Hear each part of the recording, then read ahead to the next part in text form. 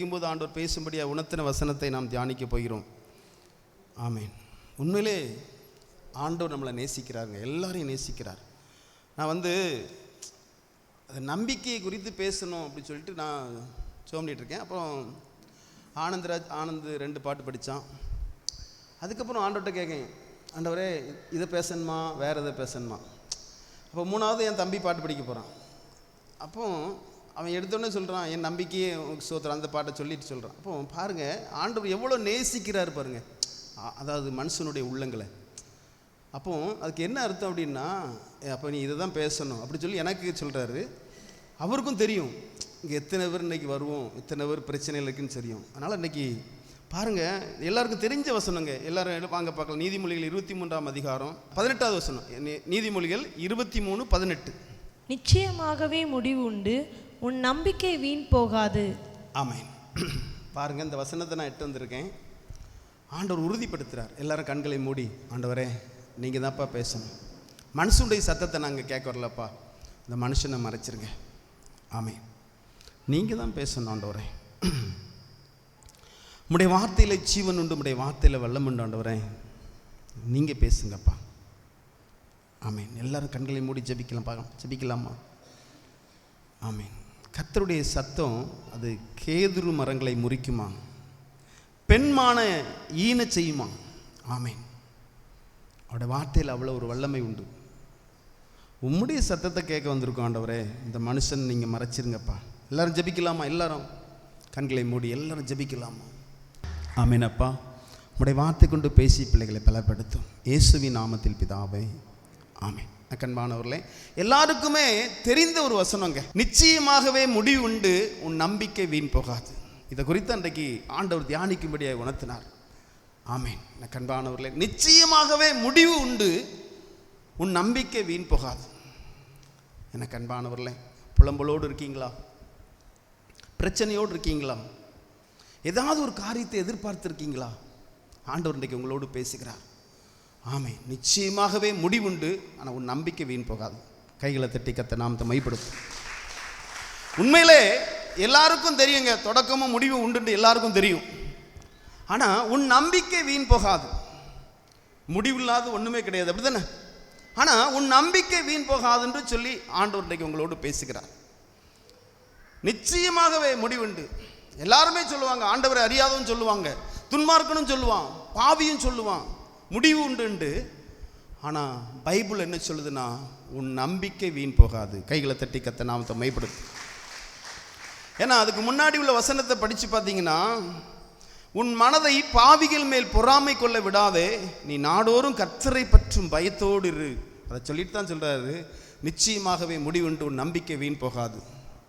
எனக்கு அன்பானவர்களே, சிலர்கிட்ட ஆண்டவரை அறியாத பிள்ளைகள்கிட்ட நம்ம சாட்சிகளை சொல்லும்போது அவங்க என்ன சொல்லுவாங்க தெரியுமா? எல்லாமே ஒரு நம்பிக்கை தானங்க அப்படிம்பாங்க. பார்த்துருக்கீங்களா?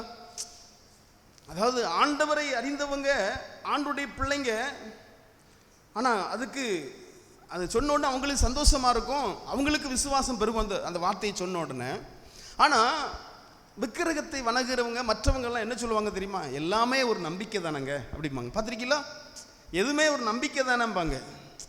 நம்பிக்கைங்கிறது பைபிள் என்ன சொல்லுது அப்படின்னா, கர்த்தர் மேல் நம்பிக்கை வைக்கிறது. புரியுதா உங்களுக்கு? அதனால தான் நான் முன்னாடி உள்ள வசனத்தை நான் படிங்கன்னு சொன்னது. அதாவது சொல்லுவாங்க, நம்ம நிறைய காரியத்தை சொல்லும்போது, எனக்கு ஆண்டவர் இவ்வளோ அற்புதத்தை செய்திருக்கார், ஆமாம் எல்லாமே ஒரு நம்பிக்கை தானே அப்படிம்பாங்க. அது இல்லைங்க, கர்த்தர் மேல் வைக்கிற நம்பிக்கை.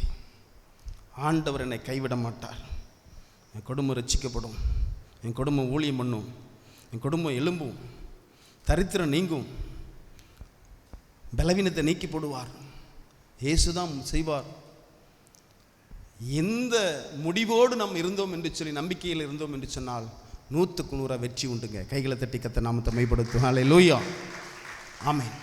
எனக்கு அன்பானவர்களே, எவ்வளோ அருமையான ஒரு வார்த்தை பார்த்தீங்களா? நிச்சயமாகவே முடிவுண்டு, நம்பிக்கை வீண் போகாது. நெடுங்காலமாக காத்திருக்கிறது இருதயத்தை இலக்க பண்ணுமா, விரும்பினது வரும்போது அது ஜீவ விருட்சம் போல் இருக்குமா. எனக்கு அன்பானவர்களே, இதெல்லாம் யாருக்கு சொல்கிறாங்க வார்த்தை அப்படின்னா, யார் ஆண்டவரை நம்பி ஜெபித்து கொண்டிருக்கிறாங்களோ அவங்களுக்கு தாங்க இந்த வார்த்தை. அதனால தான் பாவிகள் மேல் நீ பொறாமை கொள்ளாதே, நாடோறும் அவருக்கு பயப்படுகிற ஒரு பயம் இருக்கணும் உனக்கு அப்படிங்கிறாரு. பாவிகள் மேல நீ பொறாமை கொள்ளாதே. எனக்கு இல்லையே, அவனுக்கு இருக்கே. அவன் பரிசுத்தவான்ல, அவன் துன்மார்க்கன், அவனுக்கு இருக்கே, எனக்கு இல்லையே, உலக ஆசீர்வாதம் இல்லை என்று சொல்லி நீ புலம்பாத. நிச்சயமாகவே முடிவுண்டு, உன் நம்பிக்கை வீண் போகாது. அவனுக்கே இருக்கும்போது ஒன்று கைவிட்டுருவாராங்க ஆண்டவர்? கைவிடவே மாட்டார். கைகளை தட்டி கத்த நாமத்தை மைப்படுத்து. ஆமென். ஒரே இமைப்பொழுதுல உலகத்தில் இருக்க 800 கோடி ஜனங்கள், உலகத்தில் எத்தனை ஜனங்கள் இருக்காங்க? 800 கோடி ஜனங்கள் வாழ்ந்து கொண்டு இருக்கிறாங்க. இந்த 800 கோடி ஜனங்களுடைய உள்ளங்களையும் ஒரே இமைப்பொழுதுல அறிகிற ஆண்டவர் நம்முடைய ஆண்டவர். கைகளை தட்டி கத்த நாமத்தை மைப்படுத்து. என்ன பைபிள் அப்படி இருக்கா கேட்கீங்களா? பவுல் சொல்லுவார், அவர் நியாய தீர்ப்பு நாட்களில், கிறிஸ்து நியாய தீர்ப்பு நாட்களில் உள்ளங்களையும் சிந்தனையும் குறித்து நியாயம் தீர்ப்பாராம். அப்போ ஒவ்வொரு இமைப்பொழுதும் நம்முடைய உள்ளங்களை அவர் அறிந்திருக்கிற ஆண்டவர். அவர் ஒருபோதும் உங்களை கைவிட மாட்டார். ஆண்டவருக்கு பிடிக்காதது என்ன தெரியுமா?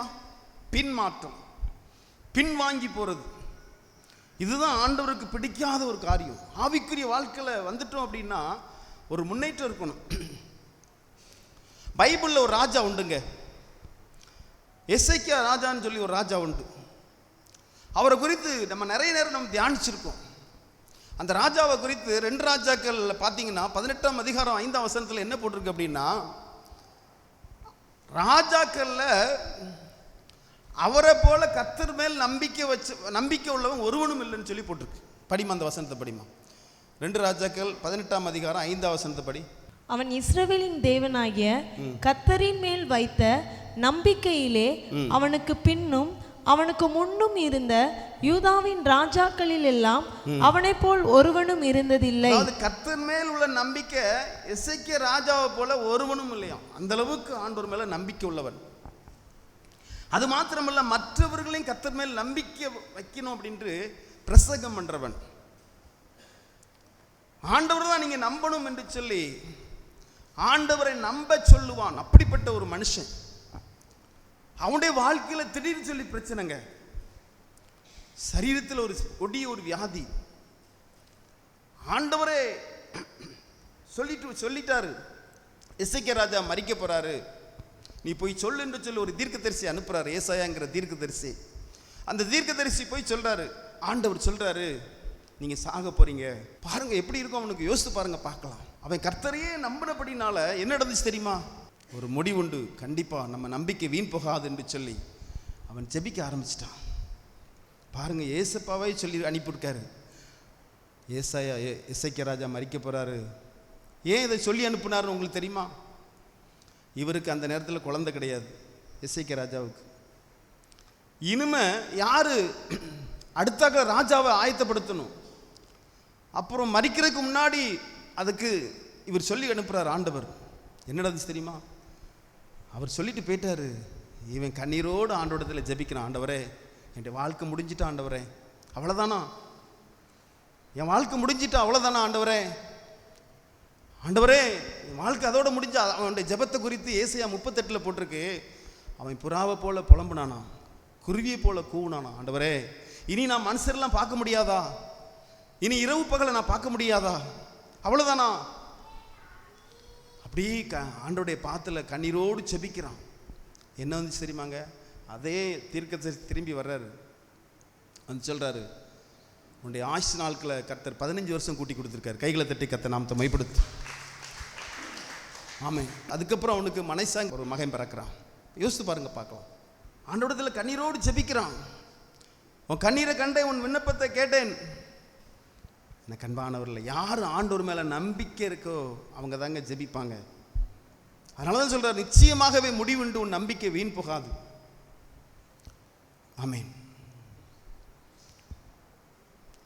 உண்மையான கடவுளை நம்பும்போது 100க்கு 100 அதில் வெற்றி கிடைக்கும். என்ன நடந்துச்சு பார்த்தீங்களா?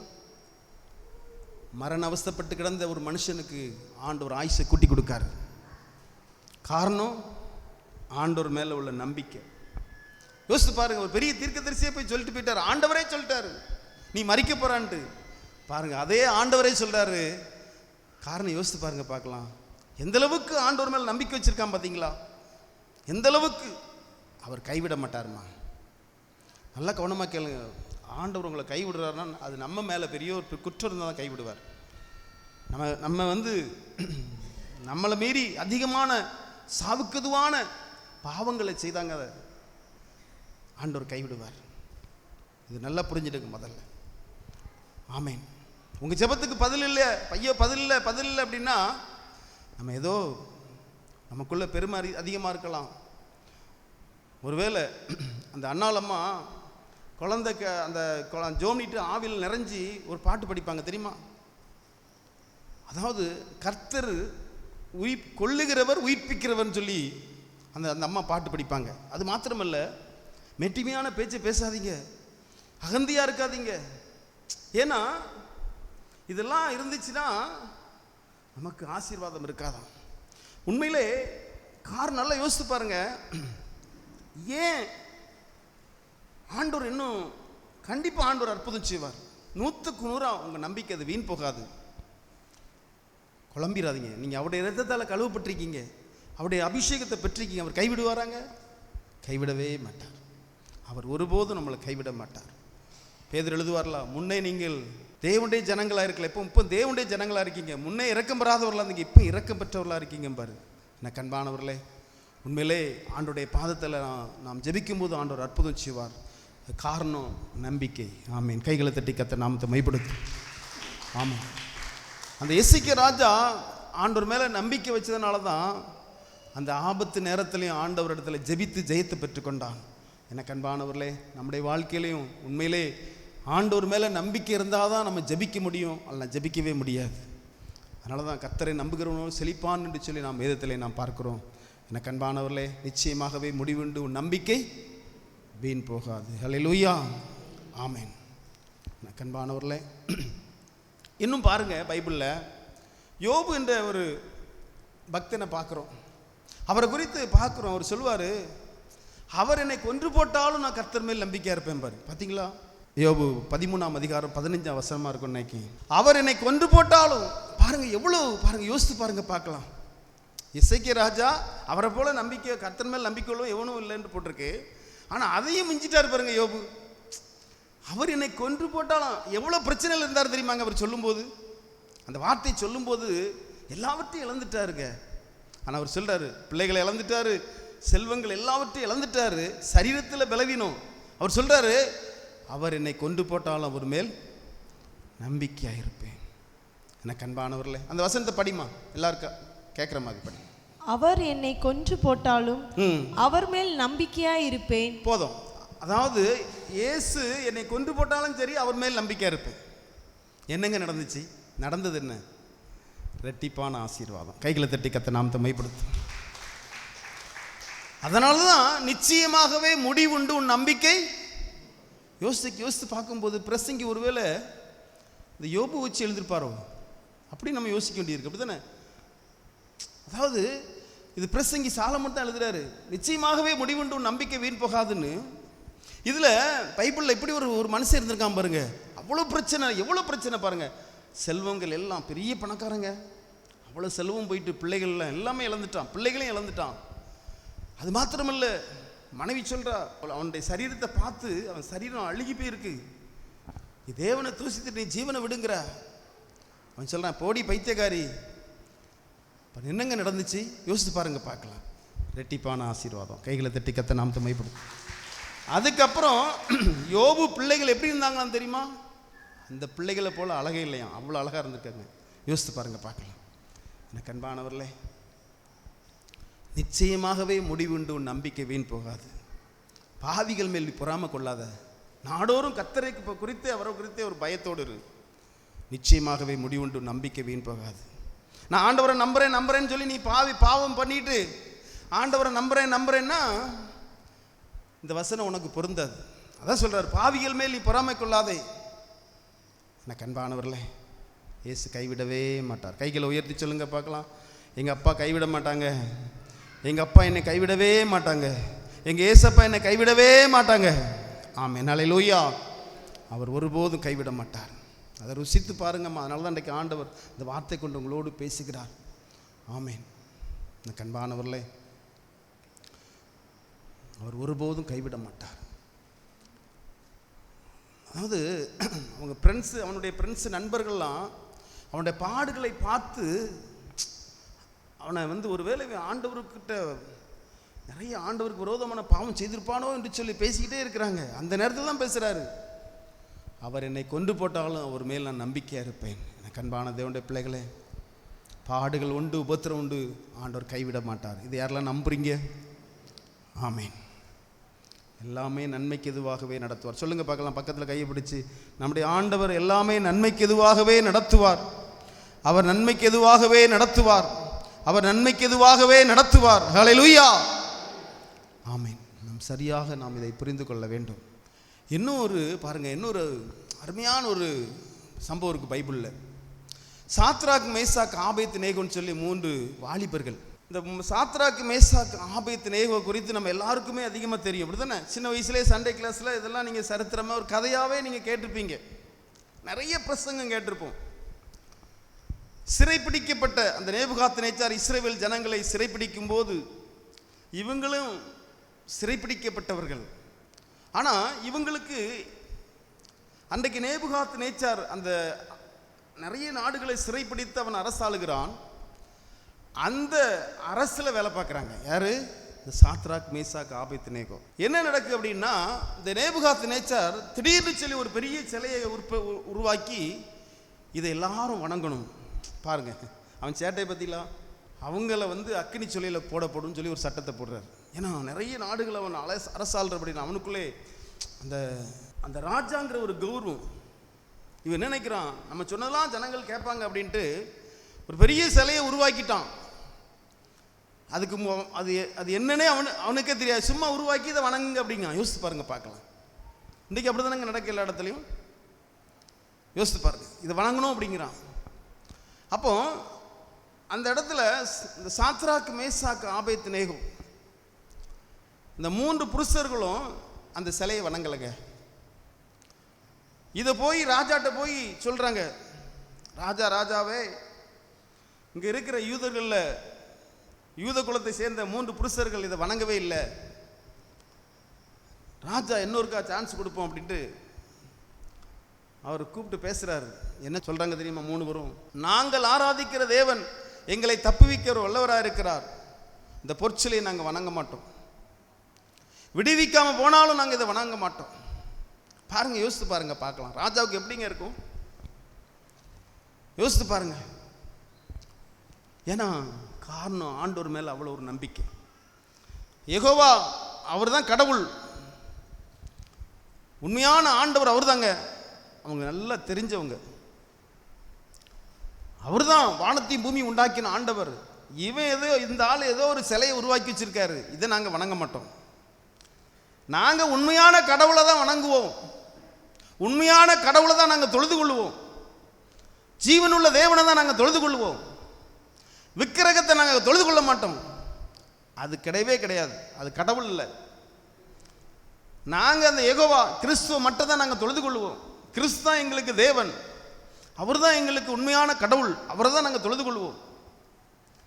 யோசித்து பாருங்க, பார்க்கலாம். ராஜாவுக்கு கோபம் இன்னும் அதிகமாயிட்டு அவர் சொல்றாரு, அக்கினி சொல்லை இன்னும் 7 மடங்கு சூடாக்குங்கிறாரு. என்னது தெரியுமா? இந்த 3 புருஷர் சாத்ராக், மேசாக், ஆபேத்நேகோ இந்த 3 பேரையும் இராணுவ வீரர்கள் கெட்டி அவங்கள அக்கினி சொல்லையில் கொண்டு போட போகிறாங்க. அதில் கருகி சாகுறாங்க அதை போட போனவங்க. ஆனால் ஆண்டவர் தம்முடைய தூதன் அனுப்பி அவங்களை விடுவித்தார். கைகளை தட்டி கத்த நாமத்தை மைப்படுத்து.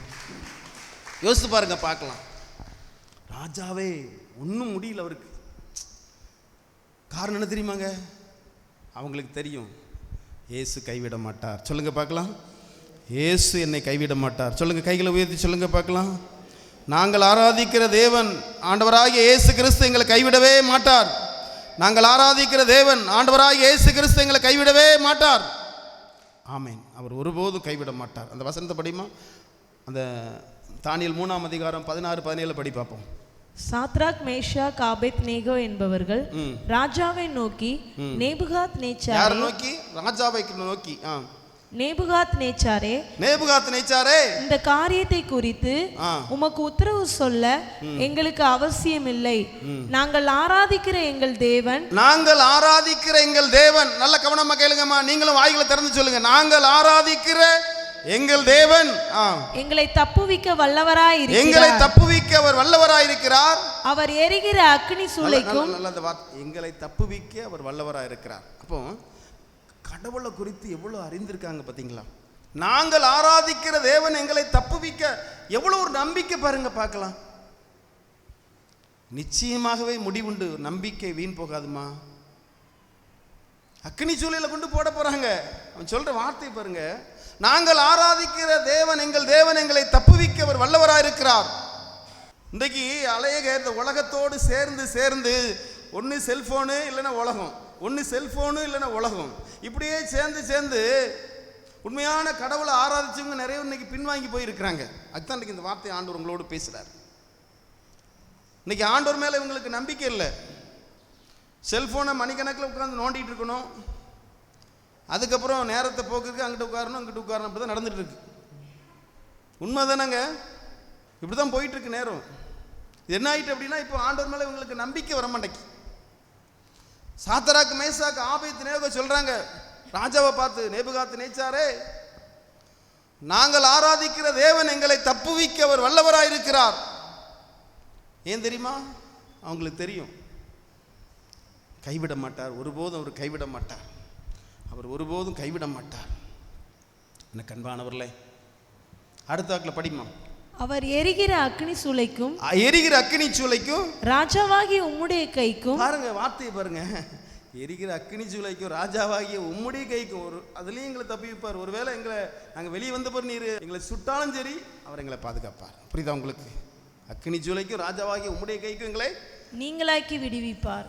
அப்புறம் விடுவிக்காம போனாலும் நாங்கள் உம்முடைய தேவர்களுக்கு ஆராதனை செய்வதும். நல்ல கவனமா கேளுங்க. அப்ப இதுல என்ன புரியுதுன்னு உங்களுக்கு புரியுதா? முதல்ல எசேக்கியா ராஜாவை பார்த்தோங்க. அவர் மரண அவஸ்தைப்படும் போது ஜெபித்து அவர் மரண நேரத்தில் அவர் தப்பிச்சிட்டார். காரணம் என்ன அப்படின்னா, உண்மையிலே கிறிஸ்து தான் கடவுள், யெகோவா தான் கடவுள்னு சொல்லி அவருக்கு நல்லா தெரியுங்க. அவர் தான் நமக்கு ஜெபிச்சா அற்புதம் செய்வார்னு சொல்லி தெரியும். அது ஒரு நம்பிக்கை அவருக்கு இருந்துச்சு. யோபுக்கு தெரியும், அவ்வளோ பிரச்சனை வந்த பிறகு அவன் சொல்கிறான், என்னை கொண்டு போட்டாலும் அவர் மேலே நான் நம்பிக்கையாக இருக்கிறேன் அப்படின்பா, நம்பிக்கையாக இருப்பேன் அப்படிங்கிறான். அதே போல் அவனுக்கு ரெட்டிப்பான ஆசீர்வாதம், இழந்த எல்லா ஐஸ்வர்யம் வருது. அது மாத்திரமில்லை, பிள்ளைகள்லாம் மறிச்சிட்டாங்க. அப்புறம் ஆண்டவர் அழகான பிள்ளைகளை கொடுக்குறார். பாருங்க, காரணம் என்ன தெரியுமா? யோபுக்கு தெரியுங்க, கிறிஸ்து தான் கடவுள். ஆமீன். உண்மையிலே அவர் தான் கடவுள், யெகோவா தான் கடவுள்னு சொல்லி அவருக்கு தெரியும். அதுக்கப்புறம் ரெட்டிப்பான ஆசீர்வாதத்தை ஆண்டவர் கொடுக்கிறார். எனக்கு அன்பானவர்களே, இப்போ இதில் இந்த சாத்ராக் மேசாக் ஆபேத்நேகோ சொல்கிறாங்க, அவர் எங்களை விடுவிக்காம போனாலும் நாங்கள் இந்த பொற்சிலையை வணங்க மாட்டோம். அதுக்கு ராஜா என்ன சொல்கிறார்? இப்போ போட்டாங்க உள்ள, இப்போ நான் படிக்கிறேன், உள்ள போட்டாச்சுங்க, உள்ள போட்டாச்சு, அக்கினி சூளையில் போட்டாச்சு. போனவங்களே கறி எரிச்சிட்டாங்க, மறிச்சிட்டாங்க. ஆனால் இங்கே அக்கினி கந்தகத்தில் கிடக்கிறவங்க உயிரோடு எழுப்பி வராங்க. யோசித்து பாருங்க, பார்க்கலாம். அங்கே போட்டிருக்கு, அதில் அதாவது ஆண்டவரும் உலாவுகிறார்னு சொல்லி போட்டிருக்கு. யோசித்து பாருங்க, பார்க்கலாம். இப்போ என்ன ஆயிட்டு அப்படின்னா, ஆண்டவர் உங்களை விடுவிச்சிட்டார். இந்த ராஜா இப்போ என்ன சொல்றாரு தெரியுமா? படிமா, அதே 3ஆம் அதிகாரம் 28ஆம் வசனத்தை படி பார்க்கலாம். அப்பொழுது நேபுகாத்நேச்சார் வசனித்து சாத்ராக் மேஷாக் ஆபேத்நேகோ என்பவர்களுடைய தேவனுக்கு சோஸ்திரம். பாருங்க, இப்போ இவங்க மூலமா ஆண்டோட நாமம் இப்போ யார் சொல்றா? அக்கினி சூளையில் போட்ட அந்த ராஜாவே சொல்றாரு, அவங்களுடைய தேவனுக்கு சோஸ்திரம். கைகளை தட்டி கர்த்தர் நாமத்தை மைப்படுத்தும். ஹல்லேலூயா, ஆமென். படிமா. அவர்கள் தங்களுடைய தேவனை தவிர வேறொரு தேவனையும் சேவித்து பணியாமல், அவர்கள் தங்களுடைய தேவனை தவிர வேற எந்த ஒரு தேவனை அவங்க சேவிக்காதபடி அவரையே நம்பி இருந்த, அதுல போட்டிருக்கு, படிமா. அவரையே நம்பி, பாருங்க, அவரையே நம்பி ராஜாவின் கட்டளையை தள்ளி தங்கள் சரீரங்களை ஒப்பு கொடுத்ததினால். ஆமென். கைகளை தட்டி கர்த்தர், அது என்ன போட்டிருக்கு? தங்களுடைய சரீரங்களை ஒப்பு கொடுத்தபடியால். ஆமென். இதுதான் முக்கியமான பாயிண்ட். எனக்கு அன்பானவர்களே, அப்படி கொன்று போட்டாலும் சரி, நாங்கள் அதை வழங்க மாட்டோம். அப்படி விடுவிக்காம போனாலும் எங்களுடைய சரீரம் ஒருவேளை அது அந்த தீயில அது எரிஞ்சாலும் சரி, எங்களுக்கு நித்திய ஜீவன் உண்டு, எங்களுக்கு பரலோகம் உண்டு. கண்டிப்பா எங்களுக்கு பரலோகம். அதான் சொல்றாரு அவரு, சரீரங்களை ஒப்பு கொடுத்துருக்காங்க ஆண்டவரே நம்பி. எனக்கு அன்பானவர்களே, உங்களுக்கு ஒரு நிச்சயம் இருக்கா? நமக்கு கண்டிப்பா முடிவில் கண்டிப்பா நமக்கு நித்திய ஜீவன் உண்டு, கண்டிப்பா எனக்கு பரலோகம் கிடைக்கும், கண்டிப்பா என் பேரை ஜீவ புஸ்தகத்தில் எழுதி வச்சிருப்பாங்க. ஏன்னா நான் இயேசுவின் ரத்தத்தால் நான் கழுவப்பட்டேன், அவருடைய ரத்தத்தால் நான் கழுவப்பட்டு அவர் கொடுத்த அபிஷேகத்தை நான் பெற்றுட்டேன். ஆண்டவர் எனக்குள்ளே இருக்கிறாரு, நான் எப்போதும் ஆண்டவரோடு நிலைத்திருக்கிறேன். இப்போ ஆண்டவருக்கு பயப்படுகிற பயம் எனக்கு இருக்கு, நான் பாவிகள் மேல் பொறாமை கொள்ள மாட்டேன். இப்போ நல்லா எனக்கு தெரியும், கண்டிப்பா எனக்கு பரலோகத்தில் இடம் உண்டு, ஜீவ புஸ்தகத்தில் என் பேர் இருக்கப்படும், கண்டிப்பா இருக்கும். உண்மையிலே நிச்சயமாகவே முடிவுண்டு, நம்பிக்கை வீண் போகாது. இப்போ இந்த சாத்ராக், மேசாக், ஆபேத்நேகோ நல்ல கவனமாக கேளுங்க. அதாவது நம்முடைய ஆண்டவர் தான் பரலோகத்தின் தேவன், அவர் தான். அதனால தான் அவர் சொல்றாரு, எங்களை விடுவிக்காம போனாலும் நாங்கள் அந்த பொருட்களை நினைச்ச மாட்டோம், வணங்க மாட்டோம். அந்த ராஜா சொல்றாரு, தங்களுடைய சரீரங்களே ஒப்பு கொடுத்தாங்க, ஆனால் தேவன் அவர்களை விடுவித்தார். கைகளை தட்டி கர்த்தர் நாமத்தை மைப்படுத்தும். அல்லேலூயா, ஆமென். எல்லாரும் எழுந்து நிற்கலாமா? நிச்சயமாகவே முடிவுண்டு, நம்பிக்கை வீண் போகாது. எல்லாரும் ஆண்டவரை மாத்திரம் அப்படி நோக்கி பாருங்க. ஆமென். இந்த நல்ல கவனமாக கேளுங்க. நம்பிக்கை யாருக்கு வரும் தெரியுமா? எல்லாரும் எழும்புங்க, நான் சொல்றேன். நம்பிக்கை யாருக்கு வரும்? ஆண்டவர் மேல நம்பிக்கை யாருக்குங்க வரும்? உம்மை உறுதியாய் பற்றி கொண்ட மனதுடையவன் உண்மையே நம்பியிருக்கிறபடியால். உம்மை உறுதியாய் பற்றி கொண்ட மனதுடையவன். நல்லா நீங்க ஆண்டவரை அறிஞ்சிட்டீங்களா, கடவுளை நல்லா அறிஞ்சிட்டீங்களாங்க, அப்பதான் உங்களுக்கு நம்பிக்கை வரும். ஏசாயாவில் பார்க்குறோம் 26:3, உம்மை உறுதியாய் பற்றி கொண்ட மனதுடையவன் உண்மையே நம்பியிருக்கிறபடியால் அவனை பூரண சமாதானத்துடன் காத்துக்கொள்வீர். உம்மை உறுதியாய் பற்றி கொண்ட மனதுடையவன். என்னை உண்டாக்கின ஆண்டவர், என்னை உருவாக்கின தேவன் எனக்காக பூமியில் வந்து ஒரு சொட்டு ரத்தம் இல்லாதபடி ரத்தத்தை சிந்தி அவர் மரித்து உயிர் தெழுந்தார். என்னுடைய பாவத்தெல்லாம் மன்னிச்சார். அவர் பாவிகளை ரட்சிப்பார். அவர் ஜெபித்தா அவர் எனக்கு ஜெபத்துக்கு பதில் கொடுப்பார். பாவமான உலகத்தில் பரிசுத்த பாதையில் என்னை வழிநடத்துவார். நான் ஜெபிக்கும் போதெல்லாம் எனக்கு இறங்கி அவர் அற்புதம் செய்வார். அவர் தான் உண்மையான தேவன். இது அறிஞ்சாதாங்க அவர் மேல் நம்பிக்கை வரும். புரியுதா உங்களுக்கு? அதான் உம்மை உறுதியாய் பற்றி கொண்ட மனதுடையவன் உண்மையே நம்பியிருக்கிறபடியால் நீர் அவனை பூரண சமாதானத்துடன் காத்துக்கொள்வீர். அவங்களுக்கு தான் இந்த வசனம் பொருந்தும். நிச்சயமாகவே முடிவுண்டு, நம்பிக்கை வீண் போகாது. நல்லா கவனமாக கேளுங்கம்மா. அவர் இல்லாமல் வாழ முடியாது, அவர் இல்லாமல் ஒன்றும் செய்ய முடியாது. தங்கச்சி, பாப்பா, ஆண்டவர் உன்னோடு பேசுகிறாருமா. இன்னைக்கே ஒப்பு கொடுத்துரு. ஆண்டவரே நீர் தான் எனக்கு தஞ்சம், எல்லாமே எனக்கு நீங்கள் தான்ப்பா. ஆமேன். ஆண்டவரே நீர் பிள்ளைகளோடு பேசி நீ ராஜா, உமக்கு ஸ்தோத்திரம். ஆமேனப்பா. பிள்ளைகள் ஒவ்வொரு தரிசனத்தோடு உண்மையில் நம்பிக்கை வச்சிருப்பாங்கப்பா. ஆமேன். ஒவ்வொருக்கும் ஒவ்வொரு தரிசனம் இருக்கும் தகப்பனே. நிச்சயமாகவே முடிவுண்டு, நம்பிக்கை வீண் போகாது. ஆமேனப்பா. உண்மை அறிந்த பிள்ளைங்க, உண்மையில் நம்பிக்கை வைத்த பிள்ளைங்க நிறைய தரிசனத்தோடு இருப்பாங்க. ஆமீன். அது ஒரு நாளும் வீண் போகாது என்று சொல்லி எங்களோடு பேசி ராஜா, உமக்கு ஸ்தோத்திரம். தொடர்ந்து நீங்க நடத்துங்க. இயேசுவின் நாமத்தில் பிதாவே.